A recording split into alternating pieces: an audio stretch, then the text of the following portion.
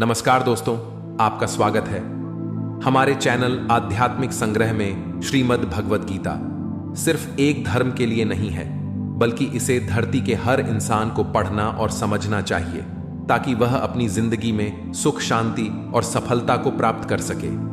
कहा जाता है कि जिस घर में गीता का पाठ हर रोज पढ़ा जाता है या सुना जाता है, उस घर में भगवान श्री कृष्ण आते रहते हैं। श्रीमद् भगवद गीता एकमात्र ऐसा ग्रंथ है जो मनुष्य को जीने का सही तरीका बताती है। गीता जीवन में धर्म, कर्म और प्रेम का पाठ पढ़ाती है। श्रीमद् भगवद गीता का ज्ञान मानव जीवन और जीवन के बाद का जीवन दोनों के लिए उपयोगी माना गया है। गीता संपूर्ण जीवन दर्शन है और इसका अनुसरण करने वाला व्यक्ति सर्वश्रेष्ठ होता है। भगवद गीता में कुल 18 अध्याय है और 700 श्लोक है, जिसे सभी के लिए पढ़ पाना थोड़ा मुश्किल है। इसीलिए आज के इस बेहद ही खास वीडियो में हम संपूर्ण गीता सार के बारे में बात करने वाले हैं, जिन्हें जानकर आप श्रीमद् भगवद गीता का सही मतलब समझ पाएंगे। इसलिए इन विचारों को आप हर रोज रात में सोने से पहले सुने। तो चलिए अब देर नहीं करते हुए वीडियो शुरू करते हैं। भगवान श्री कृष्ण कहते हैं कि हे अर्जुन, तुम्हें किसका मोह है?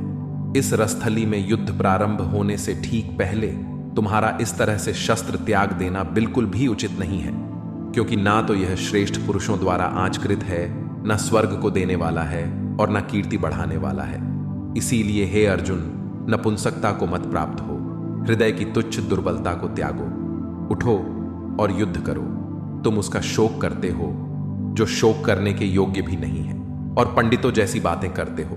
ज्ञानी व्यक्ति ना तो मरने वाले का शोक करते हैं और ना ही उनका शोक करते हैं जो अभी जिंदा है, क्योंकि वह जानते हैं जो मर गया वह फिर से जन्म लेगा और जो जिंदा है वह एक दिन जरूर मरेगा। हे अर्जुन, ना तो ऐसा है कि मैं किसी काल में नहीं था या तू नहीं था, अथवा यह राजा लोग नहीं थे, और ना ऐसा है कि इससे आगे हम सब नहीं रहेंगे। वर्तमान शरीर की उत्पत्ति से पहले भी हम सब थे और पीछे भी रहेंगे। शरीर के नाश होने से आत्मा का नाश नहीं होता, अतः नाश की आशंका से इन सब के लिए शोक करना उचित नहीं है। आत्मा अजर अमर है। आत्मा न तो मरता है और ही जन्म लेता है, क्योंकि आत्मा अजन्मा, नित्य, सनातन और पुरातन है। शरीर के मारे जाने पर भी यह नहीं मरता। जैसे मनुष्य पुराने वस्त्रों को त्याग कर नए वस्त्र धारण करता है, ठीक उसी प्रकार जीवात्मा पुराने व्यर्थ शरीर को त्याग कर नए शरीर को धारण करती है। आत्मा को शस्त्र काट नहीं सकते और ना अग्नि इसे जला सकती है। जल इसे गीला नहीं कर सकता और ना ही वायु इसे सुखा सकती है। परंतु फिर भी अगर तुम इस आत्मा को सदा जन्म लेने वाला और सदा मरने वाला समझता है, तो भी हे महाबाहो, तू इस प्रकार का शोक करने के योग्य नहीं है, क्योंकि इस मान्यता के अनुसार जन्मे हुए की मृत्यु निश्चित है और मरे हुए का जन्म लेना भी निश्चित है। हे अर्जुन, अपने धर्म से भागकर तुम भय मत कर, क्योंकि क्षत्रिय के लिए धर्म युक्त युद्ध से बढ़कर दूसरा कोई कल्याणकारी कर्तव्य नहीं है। हे पार्थ, अपने आप प्राप्त हुए और खुले हुए स्वर्ग के द्वार रूपी इस प्रकार के युद्ध को भाग्यवान क्षत्रिय लोग ही पाते हैं। किंतु अगर तुम इस धर्म युक्त युद्ध को नहीं करेगा तो स्वधर्म और कीर्ति को खोकर पाप को प्राप्त होगा, तथा युगों युगों तक तुम्हारे अपकीर्ति की चर्चा होगी। सम्मानित पुरुष के लिए अपकीर्ति मौत से भी बढ़कर है। या तो तुम युद्ध में मारा जाएगा और स्वर्ग को प्राप्त होगा, या तो संग्राम में जीतकर पृथ्वी का राज्य भोगे। इस कारण हे अर्जुन, उठ और युद्ध कर। जय पराजय, लाभ हानि और सुख दुख को समान समझकर युद्ध के लिए तैयार हो जा। इस प्रकार युद्ध करने से तू पाप को नहीं प्राप्त होगा, और यही तुम्हारा सबसे बड़ा धर्म और कर्म है। यह संसार मेरी ही माया है। यह संसार मुझसे ही उत्पन्न हुआ है। मैं ही इसका पालन पोषण करता हूं और मैं ही इस सृष्टि का विनाश करता हूं। मैं जल में रस हूं, चंद्रमा और सूर्य में प्रकाश हूं, संपूर्ण वेदों में ओंकार हूं, आकाश में शब्द और पुरुषों में पुरुषत्व हूं। मैं ही सूर्य रूप से तपता हूं, वर्षा का आकर्षण करता हूं और उसे बरसाता हूं। हे अर्जुन, मैं ही अमृत और मृत्यु हूं, सत असत भी मैं ही हूं। मैं धरती की मधुर सुगंध हूं, मैं अग्नि की ऊष्मा हूं। सभी जीवित प्राणियों का जीवन और सन्यासियों का आत्म स्वयं भी मैं ही हूं। मैं भूत, वर्तमान और भविष्य के सभी प्राणियों को जानता हूं, लेकिन वास्तविकता में मुझे कोई नहीं जानता। हमेशा शक करने वाला व्यक्ति कभी शांति प्राप्त नहीं कर पाता है। वह ना तो इस लोक में धन, ऐश्वर्य या यश की प्राप्ति कर सकता है और ना ही परलोक में स्वर्ग की प्राप्ति कर सकता है, क्योंकि जब तक मनुष्य किसी भी विषय में संशय युक्त रहता है तब तक वह उस विषय में सफलता नहीं पा सकता। इसलिए संदेह करने से बचे। हे अर्जुन, तुम्हारा क्या गया जो तुम रोते हो? तुम क्या लाए थे जो तुमने खो दिया? तुमने क्या पैदा किया था जो नष्ट हो गया? तुमने जो लिया यहीं से लिया, जो दिया यहीं पर दिया। जो आज तुम्हारा है कल किसी और का होगा, क्योंकि परिवर्तन ही संसार का नियम है और समय के साथ संसार में हर चीज परिवर्तन के नियम का पालन करती है। भगवान श्री कृष्ण कहते हैं, कर्म योग ही वह योग है जिसके माध्यम से हम जीवात्मा से जुड़ पाते हैं। कर्म योग हमारे आत्मज्ञान को जागृत करता है। इसके बाद हम ना केवल अपने वर्तमान जीवन के उद्देश्यों को बल्कि जीवन के बाद की अपनी गति का पूर्वाभास प्राप्त कर सकते हैं। इस योग में कर्म के द्वारा ईश्वर की प्राप्ति की जाती है। श्रीमद् भगवद गीता में कर्म योग को सर्वश्रेष्ठ माना गया है। गृहस्थ और कर्मठ व्यक्ति के लिए यह योग अधिक उपयुक्त है। कर्म योग सिखाता है कि कर्म के लिए कर्म करो, आसक्ति रहित होकर कर्म करो। कर्म योगी इसीलिए कर्म करता है कि कर्म करना उसे अच्छा लगता है और इसके परे उसका कोई हेतु नहीं है।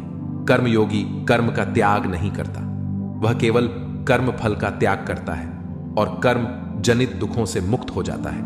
उसकी स्थिति इस संसार में एक दाता के समान है और वह कुछ पाने की कभी चिंता नहीं करता। वह जानता है कि वह दे रहा है और बदले में कुछ मांगता नहीं, और इसीलिए वह दुख के चंगुल में नहीं पड़ता। कर्म फल का त्याग कर धर्म निरपेक्ष कार्य का संपादन भी पूजा के समान हो जाता है। संसार का कोई कार्य ब्रह्म से अलग नहीं है, इसलिए कार्य की प्रकृति कोई भी हो, निष्काम कर्म सदा ईश्वर को ही समर्पित हो जाता है। पुनर्जन्म का कारण वासनाओं या अतृप्त कामनाओं का संचय है। कर्मयोगी कर्मफल के चक्कर में ही नहीं पड़ता, अतः वासनाओं का संचय भी नहीं होता। इस प्रकार कर्मयोगी पुनर्जन्म के बंधन से भी मुक्त हो जाता है। भगवान श्री कृष्ण कहते हैं, मनुष्य का मन वायु की तरह चंचल है। यह मन ही है जो मनुष्य को काम वासनाओं की तरफ भटका रहता है। अगर जीवन को सफल बनाना है तो मन पर काबू करना बहुत जरूरी है। मन को वश में करने से दिमाग की शक्ति केंद्रित होती है, जिससे कार्यों में सफलता मिलने लगती है। गीता के अनुसार जिस व्यक्ति ने अपने मन पर काबू पा लिया, वह मन में पैदा होने वाली बेकार की चिंताओं और इच्छाओं से भी दूर रहता है। साथ ही व्यक्ति अपने लक्ष्य को भी आसानी से प्राप्त कर लेता है। अगर मन को वश में नहीं करोगे तो वह तुम्हारा सबसे बड़ा शत्रु बन जाएगा। भगवान कहते हैं, जो मनुष्य सुख और दुख में शांत रहता है, जिसके राग, भय और क्रोध नष्ट हो गए हैं, जो मनुष्य शुभ और अशुभ वस्तु को पाकर न प्रसन्न होता है और न द्वेष करता है, जिन्होंने अपनी इंद्रियों को वश में कर लिया है, वह स्थिर बुद्धि मनुष्य मुनि के समान है। ऐसा मनुष्य स्थिर चित्त और इंद्रियों को वश में करके ज्ञानद परमात्मा को प्राप्त करके हमेशा संतुष्ट रहता है। क्रोध मनुष्य को नरक की ओर ले जाने वाला द्वार है। क्रोध करने से व्यक्ति का मन अशांत हो जाता है और उसकी स्मरण शक्ति भ्रमित हो जाती है। स्मृति में विभ्रम होने से उसकी बुद्धि नष्ट हो जाती है और फिर व्यक्ति का पतन हो जाता है। भगवान श्री कृष्ण कहते हैं, मनुष्य को क्रोध करने से बचना चाहिए। कितना भी गुस्सा आए, स्वयं को शांत रखने का प्रयास करें। श्री भगवान कहते हैं, जिस प्रकार समुद्र की स्थिति अचल है, भारी से भारी आंधी तूफान आने पर या अनेक नदियों के जल प्रवाह उसमें प्रविष्ट होने पर भी वह अपनी स्थिति से विचलित नहीं होता, मर्यादा का त्याग नहीं करता, उसी प्रकार परमात्मा के स्वरूप में स्थित योगी की स्थिति भी सर्वथा अचल होती है। बड़े से बड़े सांसारिक सुख दुखों का सहयोग वियोग होने पर भी उसकी स्थिति में जरा भी अंतर नहीं पड़ता। वह योगी परमात्मा में नित्य निरंतर अटल और एक रस स्थित रहता है। जो मनुष्य संपूर्ण कामनाओं को त्याग कर ममता रहित, अहंकार रहित और स्पृहा रहित होकर विचरण करता है, वही मनुष्य शांति को प्राप्त कर पाता है। जिस प्रकार प्रकाश की ज्योति अंधेरे में चमकती है, ठीक उसी प्रकार सत्य भी चमकता है। इसीलिए व्यक्ति को सदैव सत्य के मार्ग पर चलना चाहिए। सत्य कभी दावा नहीं करता है कि मैं सत्य हूं। लेकिन झूठ हमेशा दावा करता है कि सिर्फ मैं ही सत्य हूं। इस संपूर्ण संसार में कोई भी व्यक्ति महान नहीं जन्मा होता है, बल्कि उसके कर्म उसे महान बनाते हैं। सही कर्म वह नहीं है जिसके परिणाम हमेशा सही हो, अपितु सही कर्म वह है जिसका उद्देश्य कभी गलत ना हो। श्रेष्ठ पुरुष जैसा आचरण करता है, अन्य पुरुष भी वैसा ही आचरण करते हैं। वह जो कुछ प्रमाण देता है, समस्त मनुष्य समुदाय उसी के पद चिन्हों पर अपने रास्ते चुनता है। इसलिए सज्जन व्यक्तियों को सदैव अच्छा व्यवहार करना चाहिए। जो मनुष्य ईश्वर में श्रद्धा नहीं रखते, वह अज्ञानी मनुष्य जीवन में कभी भी सुख, शांति और सफलता को प्राप्त नहीं कर पाते। ऐसे मनुष्य की बुद्धि विपरीत हो जाती है। वे लौकिक और पारलौकिक सब प्रकार के सुख साधनों को विपरीत ही समझने लगते हैं। इसी कारण वे विपरीत आचरण में प्रवृत्त हो जाते हैं। इसके फल स्वरूप उनका इस लोक में और परलोक में पतन हो जाता है। वे अपनी वर्तमान स्थिति से भी भ्रष्ट हो जाते हैं और मरने के बाद उनको अपने कर्मों का फल भोगने के लिए सूकर, ककर आदि नीच योनियों में जन्म लेना पड़ता है। घोर नरक में पड़कर भयानक यातनाएं भोगनी पड़ती हैं।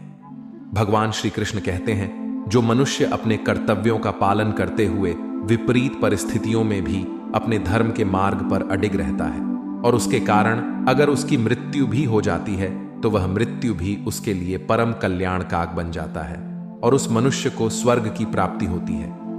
हे अर्जुन, मेरे और तुम्हारे बहुत से जन्म हो चुके हैं, उन सबको तू नहीं जानता, किंतु मैं जानता हूं, मैं अजन्मा और अविनाशी हूं। मैं समस्त प्राणियों का ईश्वर होते हुए भी अपनी प्रकृति को अधीन करके अपनी योग माया से प्रकट होता रहता हूं। जब जब इस धरती पर धर्म की हानि और अधर्म की वृद्धि होती है, तब तब अधर्म का विनाश और धर्म की पुनर्स्थापना हेतु मैं अपने एक नए रूप को रचता हूं और लोगों के सम्मुख प्रकट होता रहता हूं। मनुष्य मेरी जिस भी रूप की पूजा करते हैं, मैं भी उनको उनकी भावना के अनुसार उसी रूप में दर्शन देता हूं। मनुष्य जिस जिस भाव से मेरी उपासना करते हैं, मैं उनके उस भाव का ही अनुसरण करता हूं। जो मेरा चिंतन करता है उसका मैं चिंतन करता हूं। जो मेरे लिए व्याकुल होता है उसके लिए मैं भी व्याकुल हो जाता हूं। जो मुझे अपना सर्वस्व अर्पण कर देता है, मैं भी उसे अपना सर्वस्व अर्पण कर देता। इस मनुष्य लोक में सांसारिक भोग के लिए लोग इंद्र आदि देवताओं की उपासना करते हैं, क्योंकि देवताओं का पूजन करने वालों को उनकी उपासना का फल तुरंत मिल जाता है। लेकिन मैं ऐसा नहीं करता हूं। मेरे भक्त यदि काम भाव से भी मेरा भजन करते हैं, तो भी मैं उनकी उसी कामना को पूर्ण करता हूं जिसकी पूर्ति से उनका विषयों से वैराग्य होकर मुझ में प्रेम और विश्वास बढ़ता है। इसीलिए सांसारिक मनुष्यों को मेरी भक्ति का फल शीघ्र मिलता हुआ नहीं दिखता है और इसलिए वे मंद बुद्धि मनुष्य कर्मों का फल शीघ्र प्राप्त करने की इच्छा से अन्य देवताओं का ही पूजन किया करते हैं। इंसान हमेशा अपने भाग्य को कोसता है, यह जानते हुए भी कि भाग्य से भी ऊंचा उसका कर्म है जो उसके स्वयं के हाथों में है। जो हुआ वह अच्छा हुआ, जो हो रहा है वह भी अच्छा हो रहा है, जो होगा वह भी अच्छा ही होगा। जो बीत गया उसका तुम पछतावा ना करो और भविष्य की चिंता भी ना करो, अभी तो वर्तमान चल रहा है।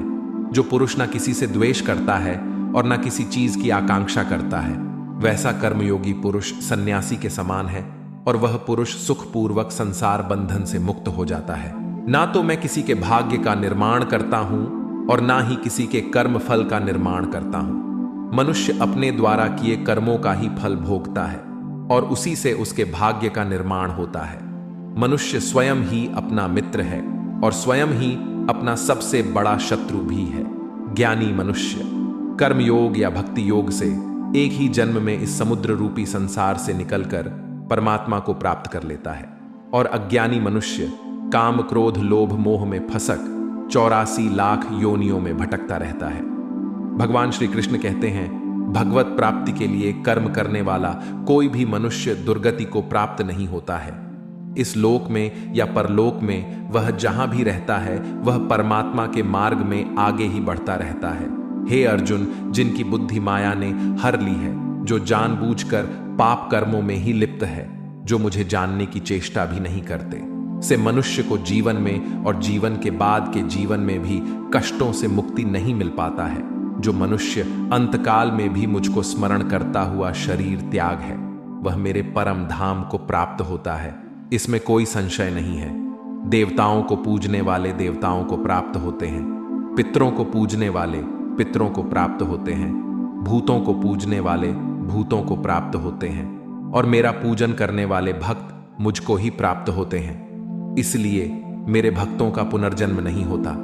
जो कोई भक्त मेरे लिए प्रेम से पत्र पुष्प फल जल आदि अर्पण करता है, उस शुद्ध बुद्धि निष्काम प्रेमी भक्त का प्रेम पूर्वक अर्पण किया हुआ वह पत्र पुष्प मैं सद्गुण से प्रकट होकर प्रेम पूर्वक खाता हूं। भगवान श्री कृष्ण कहते हैं, हे अर्जुन, तू जो कर्म करता है, जो खाता है, जो हवन करता है, जो दान देता है और जो तप करता है, वह सब मुझे अर्पण कर, मैं तुम्हें मुक्ति प्रदान करूंगा। मेरे लिए न तो कोई प्रिय है और ना ही अप्रिय, परंतु जो भक्त मुझको प्रेम से भजते हैं वह मुझ में है और मैं उनमें हूं। यदि कोई दुराचारी भी अनन्य भाव से मेरा भक्त बनकर मुझको भजता है तो वह पुरुष भी साधु के समान है, क्योंकि उसने भली भांति निश्चय कर लिया है कि परमेश्वर के भजन के समान अन्य कुछ भी नहीं है। स्त्री, वैश्य, शूद्र, भूत, 50 चांदल कोई भी हो, वह मेरी शरण में आकर परम गति को प्राप्त होते हैं। हमारे तामसिक गुण हमारे अंदर हीन भावना पैदा करके हमें खुद को उदास और नुकसान पहुंचाते हैं, और हमारे राजसिक गुण हमें ईर्ष्यालु और लोभी बना देते हैं। भगवान श्री कृष्ण कहते हैं, हर मनुष्य को तामसिक और राजसिक गुणों को खत्म करके अपने सात्विक गुणों से परिचित होना पड़ेगा। सात्विक गुण वो है जो आत्मा को अपने आसपास की हर चीज से जोड़े रखता है और उन्हें प्यार करना सिखाता है। किसी का अच्छा ना कर सको तो बुरा भी मत करना, क्योंकि दुनिया कमजोर है लेकिन दुनिया बनाने वाला नहीं। जिंदगी में हम कितने सही हैं और कितने गलत हैं, ये केवल 2 लोग जानते हैं, एक परमात्मा और दूसरी हमारी अंतरात्मा। अपने आप को भगवान के प्रति समर्पित कर दो, यही सबसे बड़ा सहारा है। जो कोई भी इस सहारे को पहचान गया है वह डर, चिंता और दुखों से आजाद रहता है। मनुष्य को सबसे पहले खुद का आकलन करना चाहिए, अर्थात खुद के बारे में जान लेना चाहिए। खुद की काबिलियत और क्षमता को जानना ही मनुष्य को आत्मज्ञान की प्राप्ति करा सकता है। जब तक मनुष्य खुद के बारे में जान नहीं लेगा, तब तक उस मनुष्य का उद्धार नहीं हो सकता। श्रीमद् भगवद गीता में भगवान श्री कृष्ण कहते हैं कि हर एक मनुष्य को अपने आप पर पूरा भरोसा करना चाहिए, क्योंकि जो लोग खुद पर विश्वास करते हैं वह अवश्य ही सफलता प्राप्त करते हैं। ऐसा भी बताया जाता है कि जो व्यक्ति जैसा विश्वास करता है आखिरकार वैसा ही बन जाता है। सुख और दुख सर्दी और गर्मी के समान है। आज अगर दुख है तो कल सुख भी अवश्य होगा। इसलिए इन दोनों ही परिस्थितियों में मनुष्य को स्वयं से काम लेना चाहिए। जो मनुष्य अपने सभी काम में मन लगाकर अपना कार्य करते हैं और वह छोटे से छोटे कार्यों में भी खुशी ढूंढ ही लेते हैं, वो लोग निश्चित ही अंत में सफलता प्राप्त करते हैं।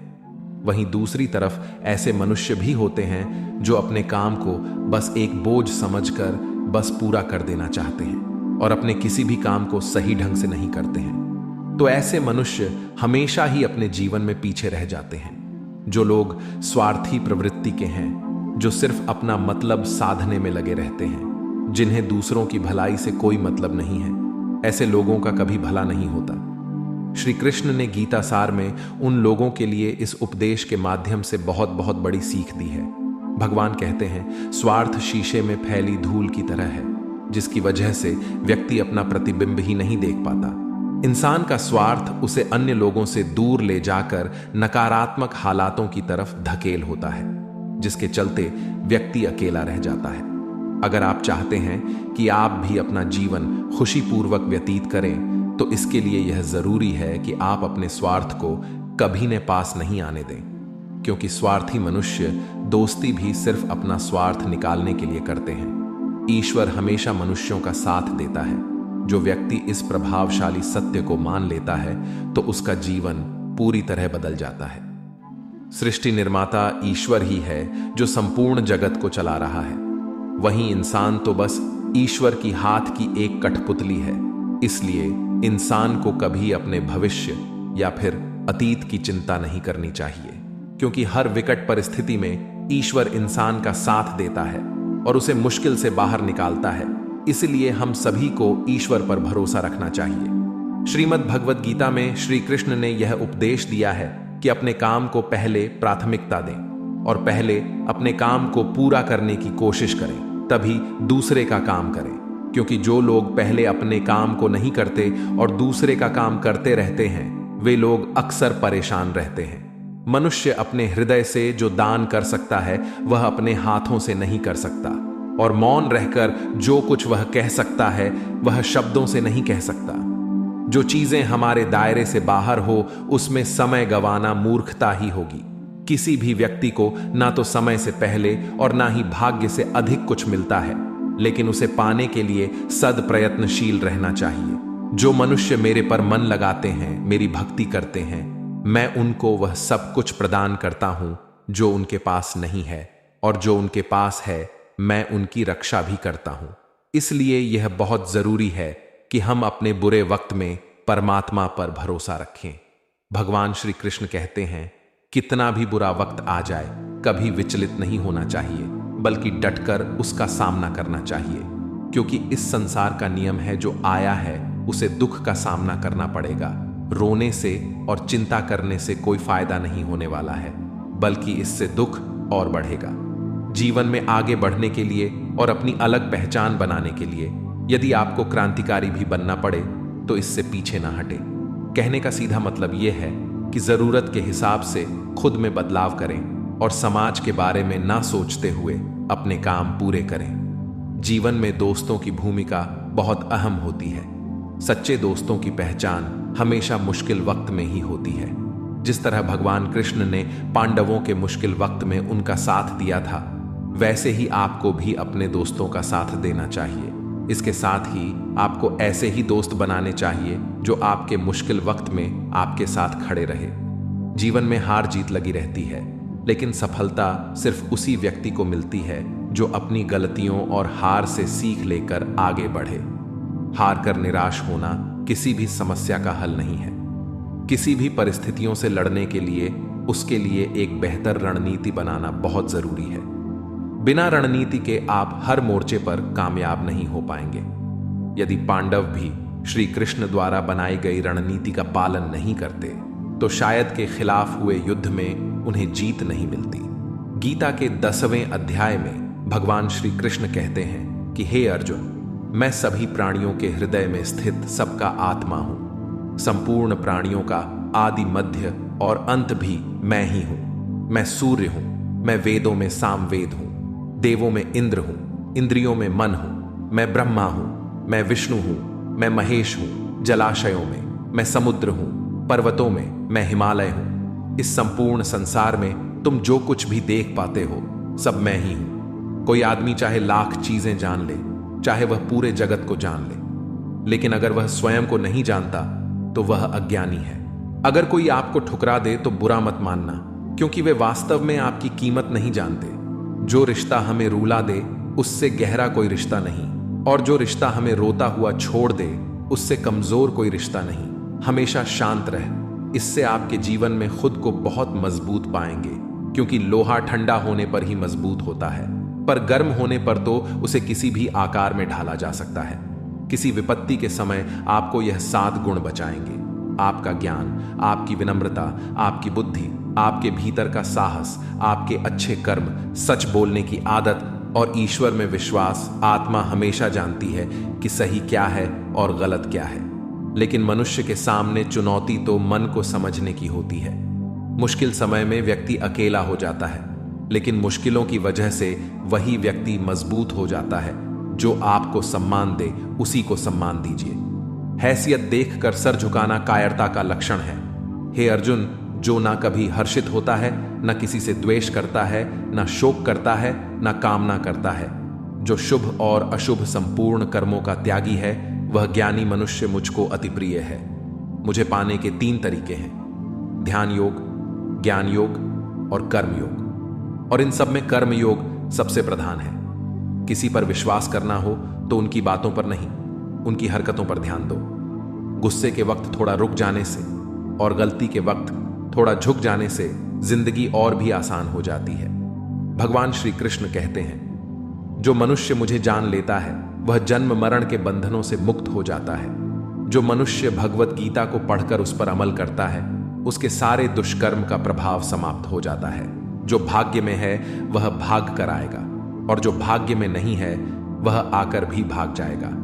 जैसे हवा के झोंके नाव को भटका देते हैं, वैसे ही मनुष्य की इच्छाएं बुद्धि को भटका देती हैं। एक समझदार व्यक्ति वही है जो दूसरों को देखकर उनकी विशेषताओं से सीखता है, उनसे तुलना और ईर्ष्या नहीं करता।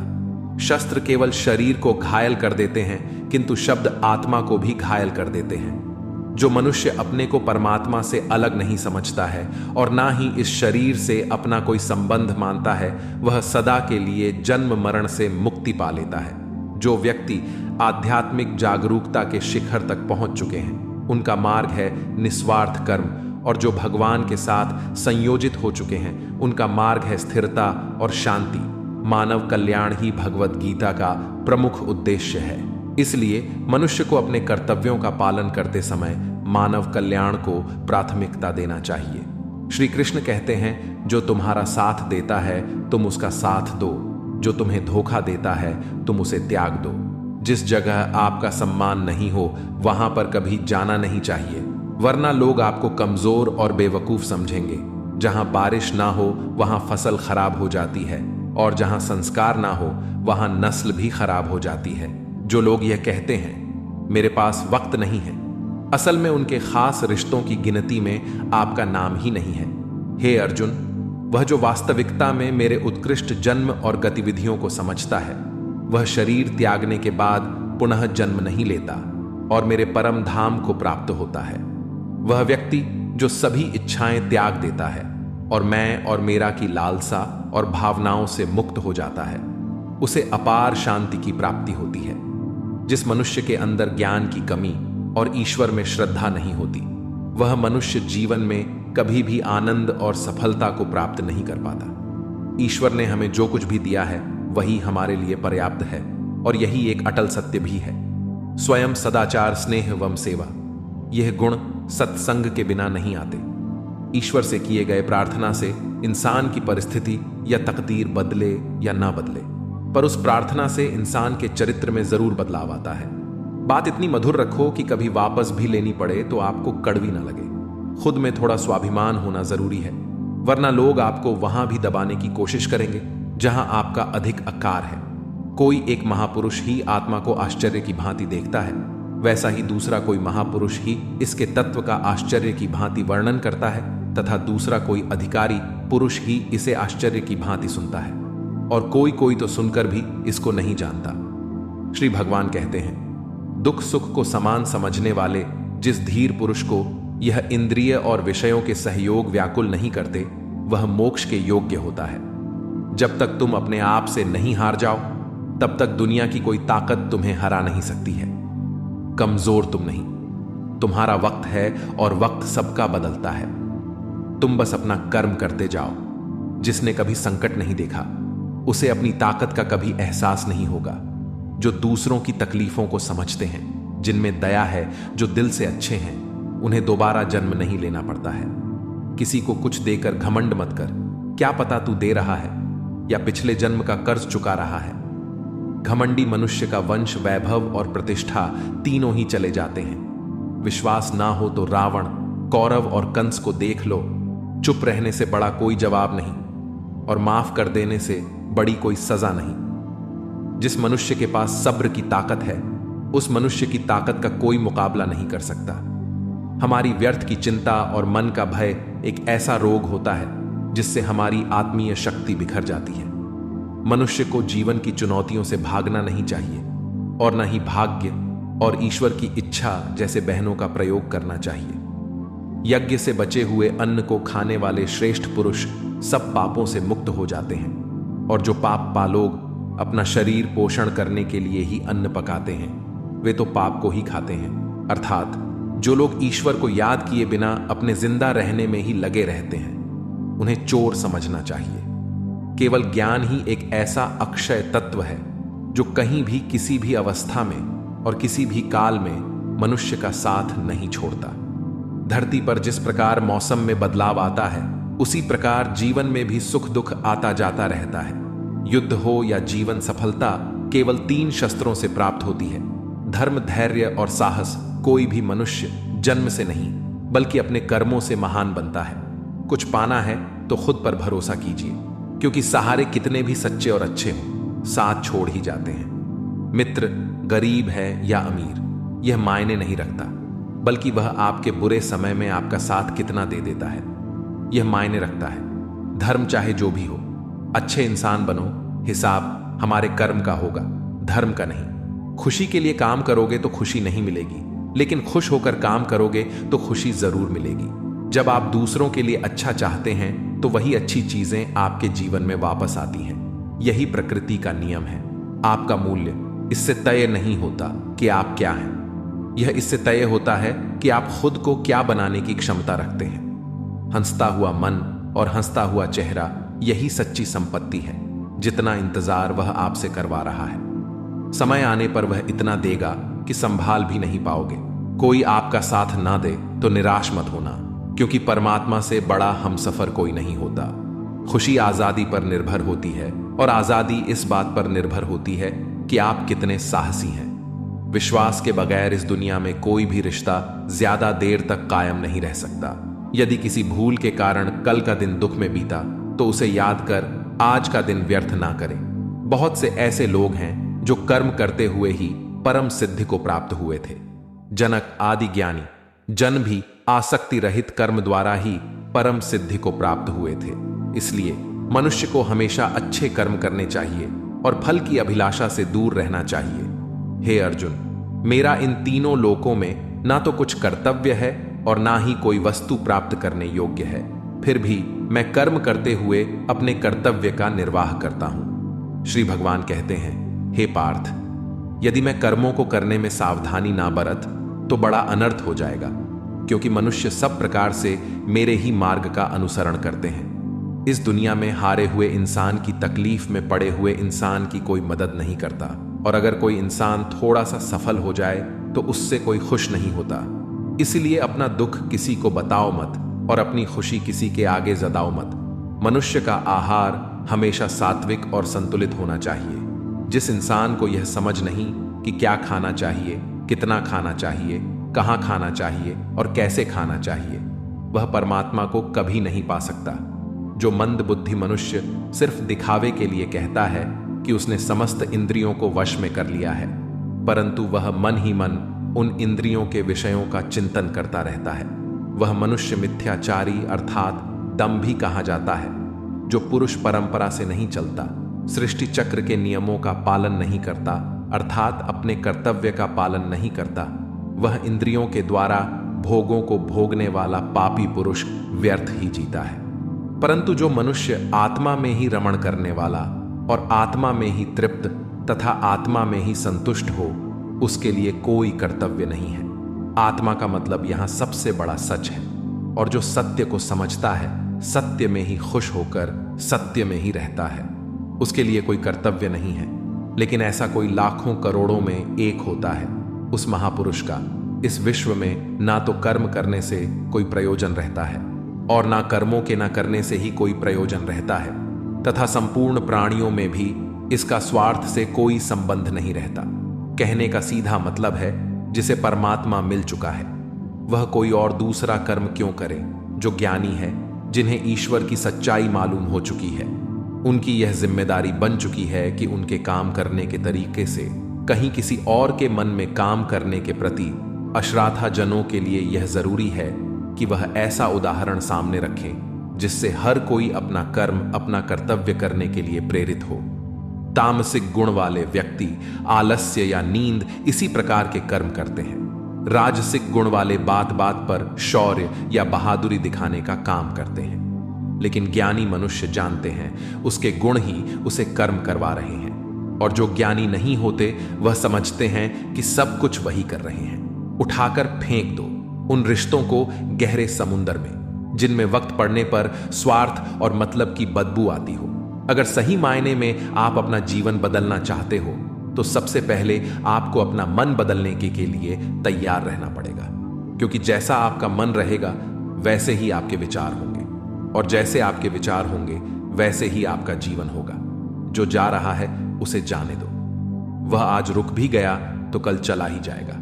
आप जितने सरल, सीधे और नर्म दिल के रहोगे, उतना ही चतुर और बेईमान लोगों द्वारा खदेड़ दिए जाओगे। जिंदगी में सब कुछ दोबारा मिल सकता है, पर वक्त के साथ खोया हुआ रिश्ता और भरोसा दोबारा नहीं मिलता। भरोसा उसी पर करना जो निभाने के लायक हो। कुछ पल का साथ तो अर्थी उठाने वाले भी दे देते हैं। सच्चे लोगों पर भी उतना विश्वास रखिए जितना दवाइयों पर रखते हैं। बेशक थोड़े कड़वे होंगे, पर आपके लिए फायदेमंद होंगे। उन लोगों से तो दुनिया ही ठीक है जिन्होंने आपकी नजदीकियों की कभी कदर नहीं की। बड़ा वही होता है जो छोटों के दर्द को समझ सके। कौन क्या कर रहा है, कैसे कर रहा है, क्यों कर रहा है, इन सब से आप जितना दूर रहेंगे उतना ही खुश रहेंगे। हर रिश्ते की अलग अलग सीमाएं होती हैं, लेकिन बात जब आत्मसम्मान की हो तो वहां पर हर रिश्ता समाप्त कर देना ही उचित होता है। सुबह की नींद इंसान की इरादों को कमजोर बनाती है। मंजिल को हासिल करने वाले लोग कभी देर तक नहीं सोते। मदद एक ऐसी घटना है, करो तो लोग भूल जाते हैं और ना करो तो लोग याद रखते हैं। इंसान दो लोगों से हमेशा हार जाता है, एक अपने परिवार से और दूसरा अपनी पसंद के इंसान से। मूर्ख इंसान अपना तो नुकसान करता ही है, लेकिन जो उसकी मदद करता है उसका भी नुकसान करता है। जीवन में इतने व्यस्त हो जाओ कि पछतावा, दुख, नफरत, डर के लिए समय ही ना बचे। कोई भरोसा तोड़े तो उसका भी धन्यवाद करें। वह हमें सिखाते हैं कि भरोसा सोच समझ कर करना चाहिए। जीवन में सुख शांति चाहते हैं तो अपनी समस्याओं और आलोचनाओं को खुद पर हावी ना होने दें। जन्म से मिले रिश्ते तो प्रकृति की देन है, लेकिन खुद के बनाए रिश्ते आपकी पूंजी है। इन्हें संभाल कर रखिए। किसी व्यक्ति के गुण का निर्धारण करने से पूर्व अपनी दृष्टि को निष्पक्ष और पारदर्शी बनाना आवश्यक होता है। किसी को अपनी कमजोरी मत बताओ, क्योंकि अक्सर लोग दूसरों की कमजोरी का फायदा उठा लेते हैं। जिंदगी में दो लोगों को कभी मत भूलना, एक वह जिसने तकलीफ दी हो और दूसरा वह जिसने तकलीफ में साथ दिया हो। भगवान श्री कृष्ण कहते हैं, तू मन छोटा मत किया कर, जहां तेरे अपने मुंह फेर लेंगे वहां मैं तुम्हारा साथ दूंगा। तू किसी के आगे इतना भी मत झुक कि वह तुम्हें गिरा हुआ समझने लग जाए। लोग तुम्हारी कदर तभी करेंगे जब तुम उन्हें उन्हीं की तरह नजरअंदाज करना सीख जाओगे। दीपक का जीवन इसलिए वंदनीय नहीं है कि वह जलता है, बल्कि इसलिए वंदनीय है कि वह दूसरों के लिए जलता है, दूसरों से नहीं जलता। कामयाबी और नाकामयाबी दोनों जिंदगी के हिस्से हैं, दोनों ही स्थायी नहीं है। जिंदगी की आधी शिकायतें यूं ही दूर हो जाएंगी अगर लोग एक दूसरे के बारे में बोलने की जगह एक दूसरे से बोलना सीख जाएंगे। विश्वास किसी पर इतना करो कि वह तुम्हारे साथ छल करते समय खुद को दोषी समझे, और प्रेम किसी से इतना करो कि उसके मन में सदैव तुम्हें खोने का डर बना रहे। चार वेदों का अर्थ नहीं भी जानो तो कोई बात नहीं, लेकिन समझदारी, जवाबदारी, वफादारी और ईमानदारी, इन चार शब्दों का मर्म जान लो तो भी जीवन सार्थक हो जाएगा। समबुद्धि युक्त पुरुष पुण्य और पाप दोनों को इसी लोक में त्याग देता है, अर्थात उनसे मुक्त हो जाता है। जिस काल में तेरी बुद्धि मोहरूप दलदल को भली भांति पार कर जाएगी, उस समय तू सुने हुए और सुनने में आने वाले इस लोक और परलोक संबंधी सभी भोगों से वैराग्य को प्राप्त हो जाएगा। हे अर्जुन, जिस काल में मनुष्य मन में स्थित संपूर्ण कामनाओं को भली भांति त्याग देता है और आत्मा से आत्मा में ही संतुष्ट रहता है, उस काल में वह स्थित प्रज्ञ कहा जाता है। दुखों की प्राप्ति होने पर जिसके मन में उद्वेग नहीं होता, सुखों की प्राप्ति में जो सर्वथा स्पेह रहित है तथा जिसके राग, भय और क्रोध नष्ट हो गए हैं, ऐसा मुनि स्थिर बुद्धि कहा जाता है। जिस प्रकार कछुआ सब ओर से अपने अंगों को जैसे समेट लेता है, वैसे ही जब पुरुष इंद्रियों के विषयों से इंद्रियों को सब प्रकार से हटा लेता है, तब उसकी बुद्धि स्थिर है। ऐसा समझना चाहिए किससे कब और कितना बोलना है। अगर तुमने यह समझ लिया तो तुम अपनी जिंदगी के सार्थक बन चुके हो। कान्हा कहते हैं, जीवन में कभी मौका मिले तो किसी के लिए सारथी बनना स्वार्थी नहीं। धर्म से भरा हृदय धर्म का परामर्श देता है और अधर्म से भरा हृदय अधर्म का परामर्श देता है। इंसान इसलिए दुखी नहीं है कि वह ईश्वर को नहीं मानता, इंसान इसलिए दुखी है क्योंकि वह ईश्वर की नहीं मानता। समय आने पर सबको मिलता है। समय से पहले की चाही दुख का कारण बनती है। किसी से सच्चा प्रेम होना शुद्धता और दिव्यता का प्रतीक है। जो कुछ भी हुआ है उसमें तेरा कोई योगदान नहीं है, इसलिए तुम्हारी सारी परेशानियां व्यर्थ हैं। हर चीज की शुरुआत मुझसे होती है और खत्म भी मुझ पर आकर ही होती है। इंद्रियों से मिलने वाला सुख सच्चा नहीं होता है। इंद्रियों का सुख पहले तुमको अमृत की मिठास देगा, लेकिन बाद में तुम्हारा विनाश कर देगा। कान्हा कहते हैं, हे मानव, तुम अपने जीवन को सार्थक बना सकते हो, लेकिन इसके लिए तुम्हें मेरी शरण में आना पड़ेगा। अगर तुम्हें मेरी बातें अटपटी लगती हैं तो तुम्हें अपने नजरिए को बदलने की जरूरत है। अभी तुम चीजों को उस तरह से नहीं देखते हो जिस तरह मैं देखता हूं। अगर एक बार तुमने मुझ पर विश्वास कर लिया तो तुम्हें जीवन में कभी निराश होना नहीं पड़ेगा। एक बार जो मुझ पर विश्वास कर लेता है उसका साथ मैं कभी नहीं छोड़ता हूं। जो व्यक्ति मेरे भक्तों के साथ धोखा करता है उसके लिए मैं सबसे बड़ा शत्रु हूं। अगर किसी ने मेरे भक्त को एक बार भी धोखा दिया तो जन्मों जन्मों तक मैं उसका उद्धार नहीं करता हूं। मैं हर दिल को एक मंदिर की तरह देखता हूं। जो दिल जितना सुंदर होता है वहां मैं उतना ही अधिक ठहरता हूं। श्री भगवान कहते हैं, इस दुनिया में तुम प्रेम सभी से करो, लेकिन पूर्ण रूप से विश्वास किसी पर मत करो। अगर तुमको भरोसा करना है तो केवल परमात्मा पर करो। जब तुम शुरुआत करोगे तो स्वाभाविक रूप से तुमको असफलता मिल सकती है। कई बार तुमको गिरना भी पड़ सकता है, लेकिन इसका मतलब यह नहीं होना चाहिए कि तुम उस काम को करना छोड़ दो। एक समय आएगा जब तुम परिपूर्ण हो जाओगे और तुम्हारे सभी काम सफल हो जाएंगे। इस काम में मैं हमेशा तुम्हारे साथ खड़ा रहूंगा। मैं तुम्हारे हर छोटे बड़े कर्म में साथ दूंगा। तुम्हारा जो दिल करे उसको करो, लेकिन नम्रता और सरलता के साथ, अहंकार के साथ नहीं। इस धरती पर आने के बाद आपका मुख्य उद्देश्य यहां से मुक्त होना है। केवल वही मनुष्य मुक्त हो सकता है जो अपने कर्मों में दृढ़ संकल्प के साथ स्थिर है और सुख दुख को समान रूप से सहन करता है। जो मनुष्य अपनी आत्मा की बात सुन सकता है वह मुझसे बात कर सकता है और देख भी सकता है। जो आदमी मुझे हर चीज में देखता है और मेरे होने के एहसास को अनुभव करता है वह मेरा सच्चा भक्त है।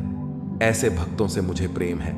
ऐसा कोई नहीं है जिसका सदियों से अस्तित्व है और ना ही ऐसा कोई है जिसका सदियों बाद अस्तित्व रहेगा। यहां कुछ स्थायी नहीं है। मैं सभी के घरों में निवास करता हूं। मेरी ऊर्जा सभी जगह समान रूप से वितरित है। जो मुझे पहचान लेता है उसको मैं भक्ति रस प्रदान करता रहता हूं। दुनिया का सबसे बड़ा पापी अगर समर्पण के साथ मेरी सच्ची उपासना करें तो मैं उसको भी शुद्ध कर देता हूं। जो तुमने सुना है उस पर विश्वास मत करो। कुछ लोग अपने विवेक से मुझे अपना बनाते हैं, कुछ लोग कर्म से, कुछ योग से। तुम मुझे किस रूप में प्राप्त करना चाहते हो ये पूरी तरह तुम्हारे ऊपर है। तुम मुझे जिस रूप में बुलाओगे मैं उस रूप में हाजिर हो जाऊंगा। तुम मेरे प्रति सदा चौकस रहो, मेरी उपासना करो, अपने हर एक काम के लिए मेरा स्मरण करो। मैं वादा करता हूं तुम मेरे प्रिय बने रहोगे। यदि कोई साधक किसी कारणवश अपनी साधना में सफल नहीं हो पाता तो भगवान उसकी अधूरी साधना पूरी करने के लिए फिर से शुद्ध श्रीमंत के घर में जन्म देते हैं। हे धनंजय, मेरे सिवाय इस जगत का कोई दूसरा कारण नहीं हो सकता। मैं ही इस संपूर्ण संसार का महाकाण हूं। जैसे मोती सूत के धागे की माला में पिरोए हुए होते हैं, वैसे ही यह संपूर्ण जगत मुझ में ही ओतप्रोत है। यह संसार मुझसे ही उत्पन्न होता है, मुझ में ही स्थित रहता है और मुझ में ही लीन हो जाता है। कहने का तात्पर्य यह है कि भगवान के सिवाय संसार की स्वतंत्र सत्ता नहीं है। सद, रज और तम, इन तीनों गुणों से युक्त मेरी माया को पार कर पाना असंभव है। मनुष्य मेरी इस माया में चिपके रहते हैं और भोग संग्रह की इच्छा छोड़ नहीं पाते। मनुष्य अपने को कभी सुखी और कभी दुखी, कभी समझदार और कभी बेसम, कभी निर्बल और कभी बलवान आदि मानकर मेरी इस माया में तल्लीन रहते हैं। परंतु जो मनुष्य मेरे शरणागत हो जाते हैं वे मेरी इस माया को आसानी से पार कर जाते हैं, क्योंकि उनकी दृष्टि केवल मेरी तरफ रहती है। वे मेरी माया में नहीं फंसते।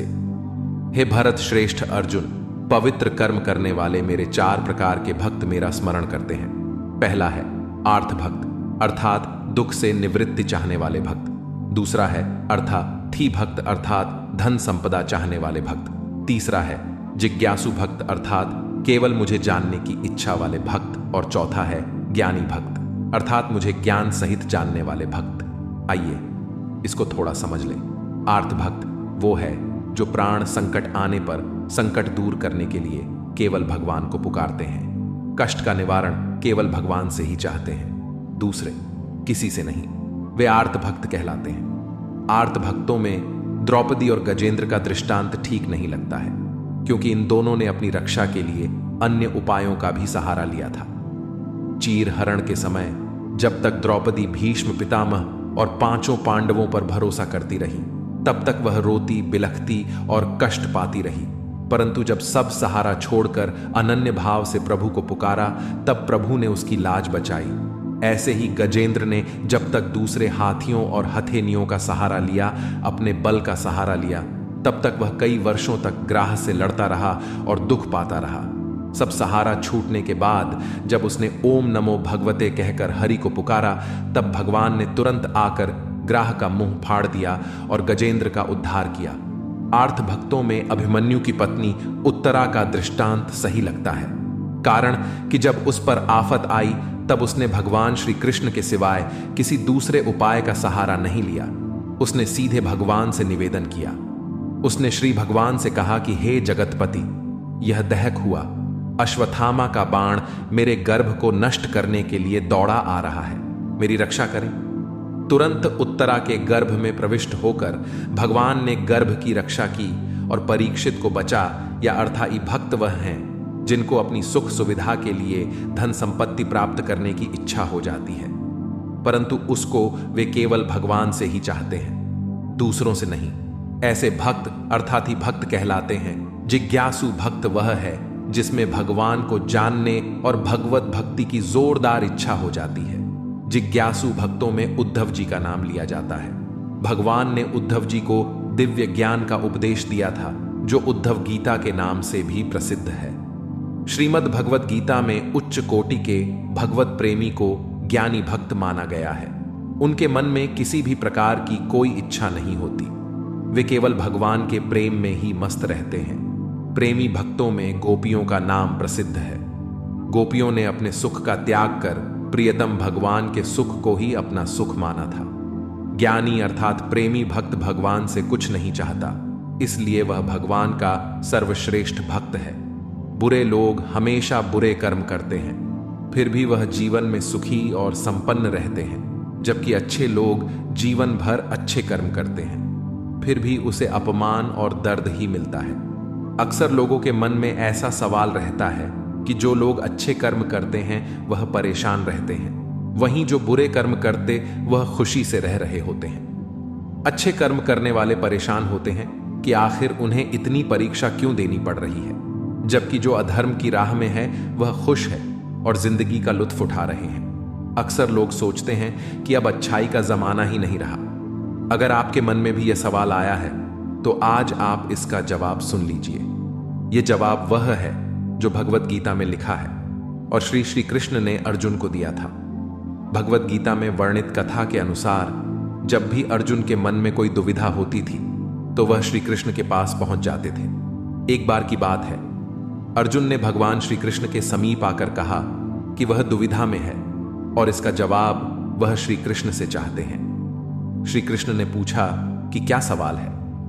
अर्जुन ने कहा, मुझे यह जानना है कि अच्छे लोगों के साथ हमेशा बुरा ही क्यों होता है, वहीं बुरे लोग खुशहाल दिखते हैं। अर्जुन के मुंह से ऐसी बातें सुनकर श्री कृष्ण मुस्कुराए और कहा, मनुष्य जैसा सोचता है और महसूस करता है वैसा कुछ नहीं होता है, बल्कि अज्ञानता की वजह से वह सच्चाई नहीं समझ पाता है।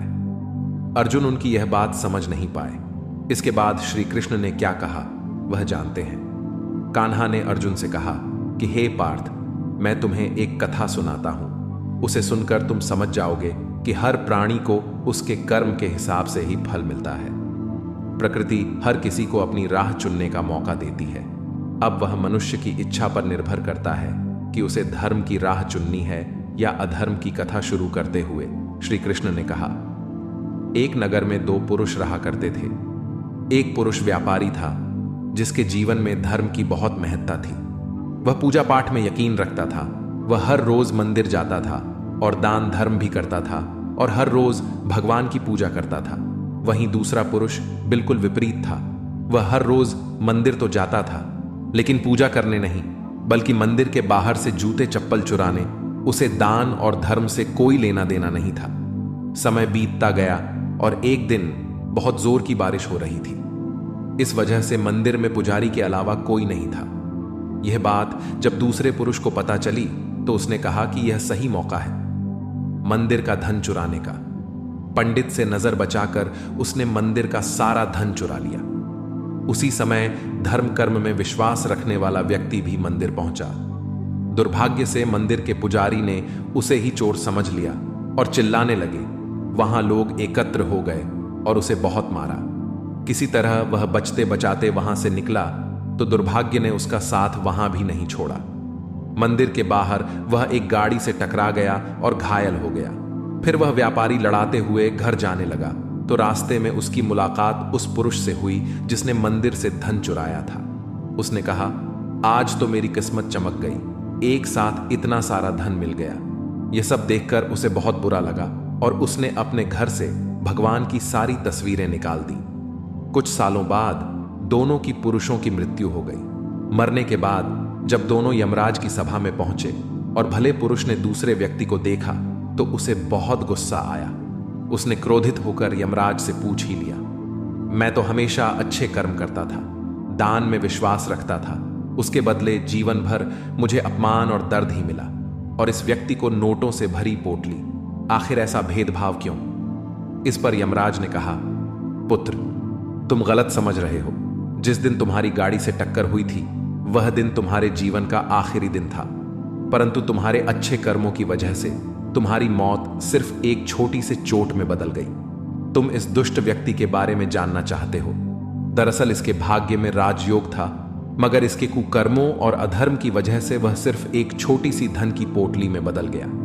कथा सुनाने के बाद श्री कृष्ण अर्जुन से कहते हैं, पार्थ, क्या अब तुम्हें तुम्हारे सवाल का जवाब मिल गया? ऐसा सोचना कि भगवान तुम्हारे कर्मों को नजरअंदाज कर रहे हैं, यह बिल्कुल भी सत्य नहीं है। भगवान हमें कब क्या किस रूप में दे रहा है मनुष्य को समझ में नहीं आता है, मगर आप अच्छे कर्म करते रहे तो भगवान की कृपा हमेशा बनी रहती है।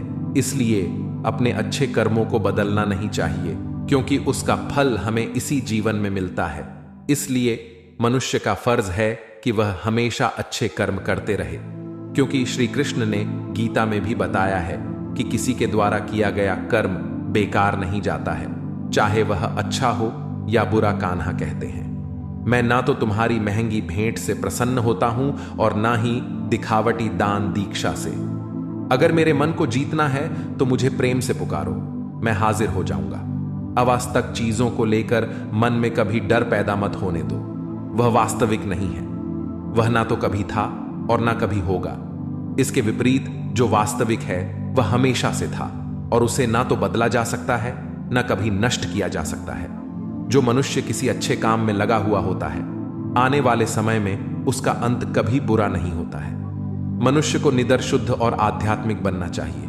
जीवन का आनंद लो, उदार दिल से बातें करो, किसी पर क्रोध मत करो, किसी का अहित मत सोचो, सभी के साथ सद्भाव के साथ पेश आओ। कर्म का नियम कहता है कि प्रत्येक घटना का एक कारण और प्रभाव होता है।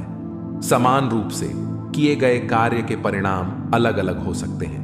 यह केवल इस बात पर निर्भर करता है कि वह कर्म करता किस प्रकार है।